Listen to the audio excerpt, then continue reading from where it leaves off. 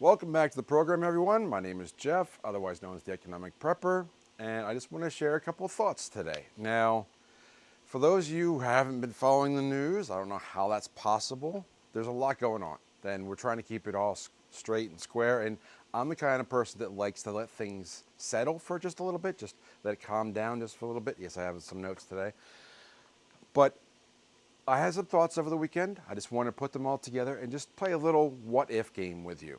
Now, Doge is doing a lot of things. Okay, Doge is doing a lot of things. They're finding all these funds that should be cut, all these recommendations. They don't have the power to cut them, but they're recommending them, and it's great. I think most everybody agrees that the government's too big. It keeps growing. We should be cutting it down.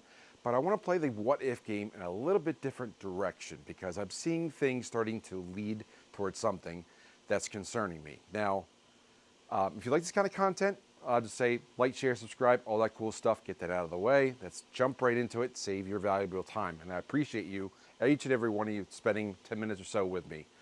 So, what would happen? What if there is more, I'll call it M2, but there's more money, there's more currency, there's more dollars. I wish I had a dollar to hold up, but didn't grab the prop today. But what if there were more dollars in circulation than people believe? Now, I don't have the figures in front of me, but M2 is a measure of how much currency there is or how much liquidity there is. And I've shared in previous videos how there's more $100 bills in circulation now than $1 bills. It just shows the amount of escalation of the currency, or the devaluation of the dollar bill, the purchasing power, which we've talked about ad nauseum. We've been over that many, many times. But what if there are more dollars in circulation that are on the books? Let's keep it real simple. So let's just say that let's just say there's $1 trillion of US dollars allegedly on the books. But we audit it and there's $100 trillion in circulation. What would that do? First off, how would we get there? Well, a lot of the currency, like only 4% of transactions are actually cash, right? Most of them are digital. Most of them are like, $100 bills or $100, well, they're not $100 bills. Most people don't walk around with $100 bills. Most people walk around with a card or something electronic or a phone tap or a watch with Apple Pay on it. They pay things electronically. What that means is that when that happens, not having something tangible, not something, a pen or a piece of paper to hold up and say, this is the dollar and only I get to spend it. I have possession of it. I'm the only one that can give you this pen because I physically hold it. Okay? Not to be menacing with this pen, but you get the idea. Same thing with a dollar bill. Same thing with a $100 bill. Now, recent events have been leading towards thinking that we need a bigger dollar bill. There's been rumors that our president may be the face of the $250 bill, which is a very strange number. I would have picked 500 instead of 100, just to keep a nice round figure. I rarely see 50s in circulation. I mean, normally you see 5, 10s, 20s, and 100s. 50s not so much. 250 would be a weird number. But let's just suppose that we need that there's more there's more dollars in circulation or that people have in their accounts than are on the books. What would that mean? And first off, how did we get there?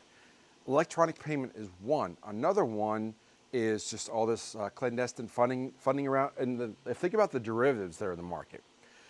Like, I think the number is, last I heard, for every ounce of gold, there's 100 claims for it, probably in the thousands. So those derivative products, in other words, you have for this pen, as my example, and this pen's getting a lot of use today. I wish I could write it off something bigger than this, but let's just say I'm the only one that has a pen, and everybody believes there's only 100 of these.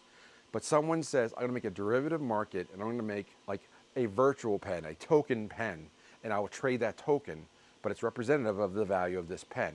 That's what people do with gold, silver, real estate, all these different things. And that's where you get into rehypothecation, which is just basically having too many of something, that more than they exist. So, for example, with Bitcoin, we know there's only 21 million. You can't counterfeit Bitcoin because it's on the blockchain. Like, as soon as there was a counterfeit attempt, that block would be null and void, and it would just be discounted within an hour. It would just be like, no, that doesn't count. But if you walk into a 7-Eleven with a fake $20 bill, you could probably spend it, and all of a sudden there's another fake 20 in circulation. That's what people are wondering about Fort Knox, for example. Is the gold there and is it real? So when we audit that, we can find out that there might be not enough, too little, too much. Odds are there's probably not going to be enough there, or some of it's going to be counterfeit. And I heard it's going to take months to do properly because you have to test each bar. But more than likely, you're going to find that there's a shortage. Then you're going to start finding out where did all that go, and that's where it's going to lead you to looking at the Federal Reserve and questioning that. But other things need to be questioned. For example, I heard that we're looking at cutting government spending, of course. Obviously, we just did the CR to continue the last budget, but the real battle is in September. That's when the next full budget is. That's when they want to codify or make law what Elon and Doge are finding to cut out all that waste of 70, 80, 90%. So, but what that is doing, what Doge is doing and highlighting, that's the spending in the government. I heard also that air flights are down, like 50% down. Like government travel is down, which is affecting the airline industry. Now, the airline industry is artificially propped up by the government as well because, I mean, if you do the math, 100 to 200 people on a plane is really not that cost effective to get it from A to B. So there has to be subsidies coming somewhere. But imagine if those planes are now half full. First off, people are concerned if we got enough air traffic controllers that they could save landly and right side up. But even if that happens, okay, even if that is safe, half the seats empty on a plane. Remember when you used to be like, oh man, I hope this plane isn't so full, maybe I can stretch out. It doesn't happen anymore because they pack everybody in and get full flights because they want to maximize their revenue. And once that plane takes off and it's not full, that's lost revenue. That's kind of like a hotel being vacant, which leads me to real estate. I am hearing two things about real estate. We've heard about the Airbnbs. We've heard about the housing market and how it's stagnant right now. No one is writing any new mortgages. It's very stagnant real estate market across the country because interest rates are high. People can't afford it. People can't afford to move. It's expensive to do these things. So but I'm also hearing that the previous administration is working with the FHA and other programs for other houses that are falling behind on payments to artificially keep them going. So the mortgages that are still looking good on paper, even though they're not, because the government's making those payments. So if the foreclosures are kept artificially low, that hurts the real estate market because if that's kept low, you don't have houses entering the market, and then the market dictate what the price should be. Thirdly, let's see what else I got here. I talked about airplanes and hotels, and I talked about real estate. Again, hotels. Travel. If travel is down, if government travel is down 50%, hotels are going to be down.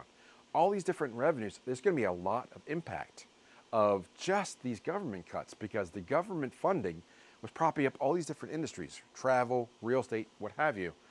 But what if there is more currency than previously believed, right? What if we think that there's, I don't know, $10, $20 trillion of in circulation? I think the number's around 20 trillion. Correct me if I'm wrong, leave in the comments below. Roughly about $20 trillion in circulation. What if it's really 200 or 2,000 trillion? That would overnight wreck the banking, wreck the inflation, wreck post everything. Sorry if that snap is a little too close to the mic, but hey, give me a little break. It's early on Monday morning trying to get this video out for you. But think about it. What would happen at that point?